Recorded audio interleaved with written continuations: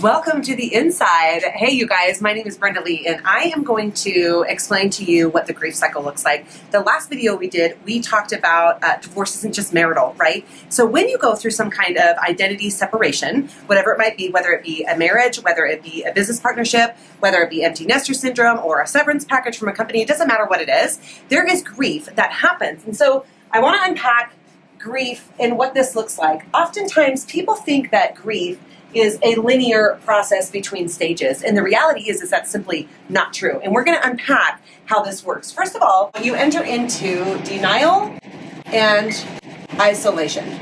So when you first step into grief, you have made the decision that this isn't happening, right? We all know denial. We all know what it looks like. We get paralyzed. We get stuck. We avoid facing the reality that something has shifted, that the marriage has ended, that the business partnership is over. And a lot of times that triggers us into a lot of these other behaviors. So then we move into pain and anger, okay? So again, people think this is a linear process where you move into pain and anger, where we all know this, we're frustrated, we're hurt, we're painful. Anger is just a Band-Aid for the pain that's deep down underneath, right?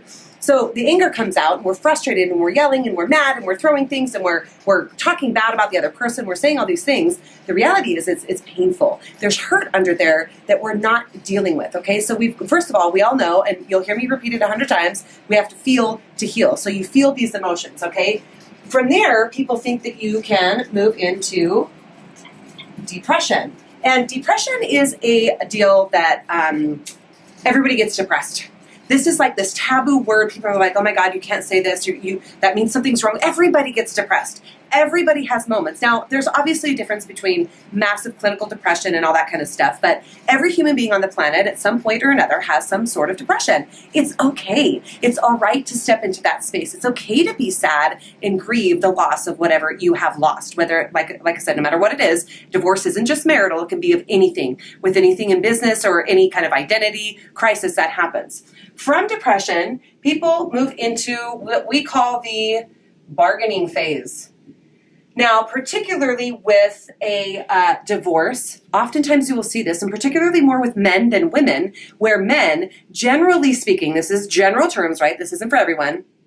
Generally speaking, women will try, and then once they've decided that the divorce is over, it's done. Like there's no recovery, there's no returning, they think it's over. Whereas oftentimes the man in the moment is not recognizing things are wrong, things are off, things are going downhill. They have no clue. They're like, well, we're just in a rough season. And oftentimes men are more committed as well in that regard, where they're willing to just this is just a challenging time, and they don't recognize that there's shifts that have to happen, right? So they're riding along, and then they get hit with this divorce, and they had no idea that it was coming. So in that point, at that stage, they're going to start bargaining with their soon-to-be ex-wife. And this happens both men and women, exchanges both, but generally speaking, it happens in those roles more often the way that I just described them, right? Where the woman has decided she's done. There's no recovery. There's no turning back. She's standing there saying, listen, we've been on the rocks for freaking 3 years. I'm tired of doing it. I'm done. I'm calling it. We've had all the conversations. Nothing's changing. Peace out.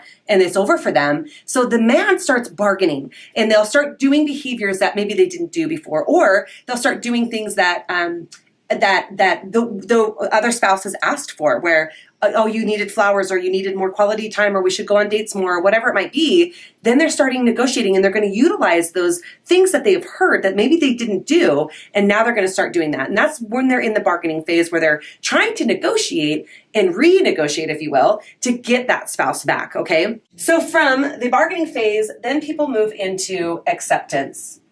And here we've talked about radical acceptance. Actually, we'll put this up above, right? Because radical acceptance, you may not like it, you may not want to deal with it, you may wish it didn't happen, but you don't have a choice but to accept it.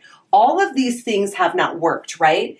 And this is what we call the grief cycle. Now, the reality is again, people think this is a linear process, that you go like number 1, and then you go number 2, and then you go into number 3, and this is number 4, and this is number 5.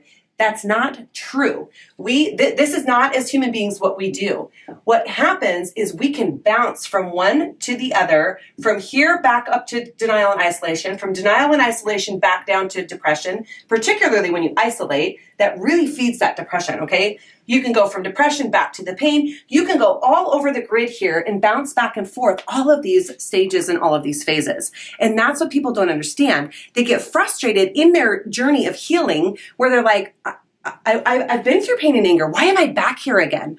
You could be walking through the mall and somebody smells like your ex-husband or your ex-wife and you're instantly triggered. And all of a sudden these feelings that you haven't dealt with come flooding back to the surface. Does that make sense? So when they come flooding back, it can trip you into any one of these stages of the cycle when you've thought you've overcome. Okay, so I want to give you 3 things that you can do to help move yourself out of this grief cycle and how you can help yourself when you land yourself in one of these stages of the grief cycle, okay? So first of all, give yourself permission.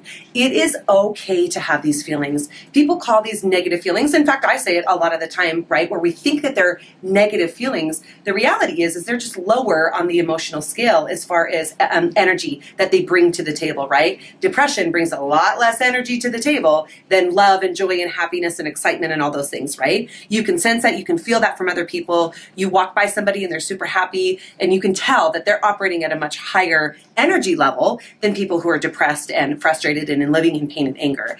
But when you're going through a major challenge, a major transition, something that you have to face that just rocks your identity, give yourself permission. It's okay to feel all of these at the same time. It's okay to think you're doing okay, and then you're not slipping back. You're not progressing if you walk through the mall and you smell somebody that smells like your ex, and that triggers you back into that space, or you're engaged in a business negotiation on a new contract with a new partner, and somebody says something that reminds you of your ex-partner that screwed you, right? Like, it's okay to get triggered. Recognize that you're getting triggered and that it's not the facts of the circumstance that is happening right now, and give yourself permission to be in that space and to recognize it. Now, the second thing that is most important is you have to feel to heal. So when you feel this depression, this anger, this denial, the bargaining, you catch yourself stepping into the bargaining phase, when you feel all that, or when you experience that, you want to feel it in order to heal yourself so that you can move out of it.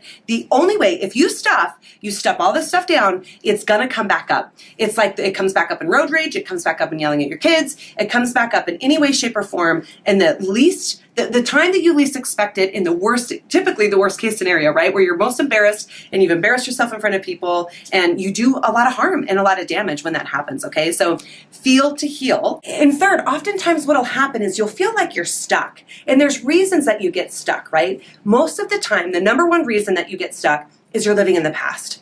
When we are in the present moment, when we are forward in future thinking, we're not living in the past. When you are triggered, it literally takes your physiology, your psychology back to that moment. Your palms get sweaty, you get anxious, your brain is a goal-achieving machine, and it doesn't know the difference between reality and that conditioning that has happened. And that's a video we're going to get into later, is the conditioning that happens for us as people.